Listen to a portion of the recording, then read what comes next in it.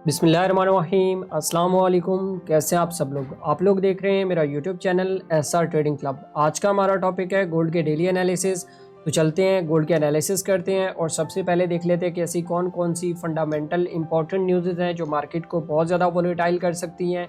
और इंशाल्लाह आज प्रॉपर गोल्ड का एनालिसिस करेंगे। और जैसा कि मैंने आपको कल भी बताया था कि गोल्ड की प्राइसेस जो है वो क्यों इतना शार्पली ऊपर जा रही हैं, और उसके ऊपर हम लोगों ने एक कंप्लीट एनालिसिस किया था। तो इंशाल्लाह आज भी हम लोग कंप्लीट एनालिसिस करेंगे। तो सबसे पहले देख लेते हैं फंडामेंटल एनालिसिस करते हैं। और न्यूज़ के हवाले से बात करें तो आज पाकिस्तानी टाइम के मुताबिक तकरीबन देख लेते हैं तकरीबन 6 बजे जो है वो एक न्यूज़ है, लेकिन ये भी एफएमसी के एक मेंबर हैं, उनकी स्पीच है, तो कोई भी इतना ख़ास इम्पैक्ट नहीं होने वाला। और उसके बाद 7 बजे भी एक मतलब कि एक न्यूज़ है, लेकिन ये भी कोई मिड इम्पैक्ट की न्यूज़ है, तो उसके मुताबिक भी कोई न्यूज़ के ऊपर में भी पॉसिबल है कि आपको इम्पैक्ट देखने को ना मिले। अच्छा, एक और चीज़ यहाँ पे बहुत सारे लोगों के क्वेश्चन आ रहे थे कि सर गोल्ड की प्राइसेस बहुत ज़्यादा ऊपर जा रही है। मैंने तो रिसेंटली आप लोगों को मतलब नेक्स्ट वीक का बोला था कि 3500 तक जाएगा, लेकिन वो कल की डेट के अंदर मैं आपको बता देता हूँ कि एक तो जो डोनाल्ड ट्रंप की तरफ से जो ट्वीट्स आए कि उसने कहा है कि भाई दुनिया के ऊपर वही राज करेगा जिसके पास सबसे ज़्यादा गोल्ड होगा। तो चाइना और ये जो अमेरिका के दरमियान जो अब एक तो पहले आप लोगों को पता था कि टैरिफ की वजह से ट्रेड वॉर जो स्टार्ट हो गई थी, और अब ये गोल्ड की जो बाइंग वॉर स्टार्ट हुई है, तो उसके अंदर चाइना भी गोल्ड खरीद रहा है और उसके बाद यूएस भी गोल्ड खरीद रहा है। तो उसके बाद एक और चीज़ भी सामने आई है कि चाइना ने अपनी तकरीबन जो 100 कंपनीज़ है ना, जिस तरह हमारा कराची स्टॉक एक्सचेंज का 100 इंडेक्स है ना, इस तरह चाइनीज़ कंपनीज़ का एक 100 का इंडेक्स है। तो उन्होंने एक फ़ैसला किया, उन्होंने कहा कि भाई आइंदा से आप लोगों ने जो 1% की जो ट्रांजैक्शंस डील्स हैं वो गोल्ड के अंदर करनी है। और चाइना ने उसको लेके जो है वो अपनी कंपनीज़ को नोटिस भी जारी कर दी है।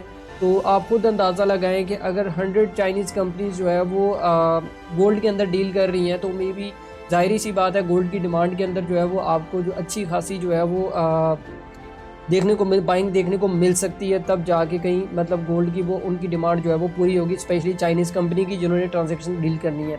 अच्छा, एक तो ये थे। दूसरी बात ये थी कि चाइना की तरफ से एक और स्टेटमेंट भी आ रहा है कि जो 245% टैरिफ जो था, अब मज़ीद उसको बढ़ाने के बारे में जो है वो अमेरिका सोच रहा है, और चाइनीज़ कंपनी भी उसके ऊपर जो है वो बरकरार है। तो मे भी देखते हैं कि ये जंग कहाँ तक जाती है, और इस जंग में सबसे ज़्यादा जो नुकसान हो रहा है वो इस वक्त टाइम इन्वेस्टर्स का हो रहा है। और इन्वेस्टर्स बिल्कुल परेशान है कि भाई एक्चुअल में अगर आप लोग एक चीज़ यहाँ पे देखें ना, तो इस तरह का मूव कभी रिटेलर्स के अंदर आया ही नहीं था। 5-5 मिनट की कैंडल जो है वो 3-3, 4-400 पिप की बन रही है। तो आप लोगों को यहाँ पे एक चीज़ समझनी होगी कि भाई इस टाइम के ऊपर जो सेंट्रल बैंक्स हैं वो गोल्ड के अंदर बाइंग कर रहे हैं, गवर्नमेंट्स बाय कर रही है, कॉर्पोरेशंस बाय कर रहे हैं, जो हेज फंड्स वाले जिनके पास बड़े बड़े हेज फंड्स हैं, कंपनीज हैं, वो बाय कर रहे हैं। तो रिटेलर का तो मतलब मेरे ख्याल में तो कोई समझ से बाहर हुई पड़ी हैं चीज़ें।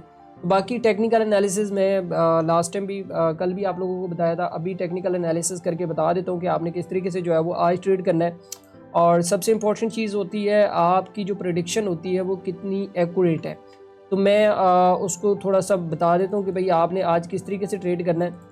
अच्छा, सबसे पहले अगर आप लोग यहाँ पे एक चीज़ देखें ना, तो गोल्ड का ट्रेंड जो है वो सबसे पहले आपने देखना होता है कि ट्रेंड किस साइड का है। तो ट्रेंड जो है हमें पता है कि यार बाइंग चल रही है, तो हम कहीं ना कहीं से इसके अंदर बाइंग पोजीशन देखने की कोशिश करेंगे। अगर आप देखें तो प्रीवियसली गोल्ड की मार्केट ने यहाँ पे अच्छी खासी रेंज की, और रेंज करने के बाद अगर आप लोग देखें यहाँ पे इस एरिया के अंदर जब ब्रेकआउट हुआ, तो ब्रेकआउट के बाद प्रॉपर जो है वो टेस्ट हुआ, और टेस्ट के बाद यहाँ पे गोल्ड की मार्केट जो है वो ऊपर गई है। और ऊपर जाने के बाद यहाँ पे इसने अच्छी खासी कंसोलिडेशन करने के बाद दोबारा से जो है लोअर लो बनाना स्टार्ट कर दिए।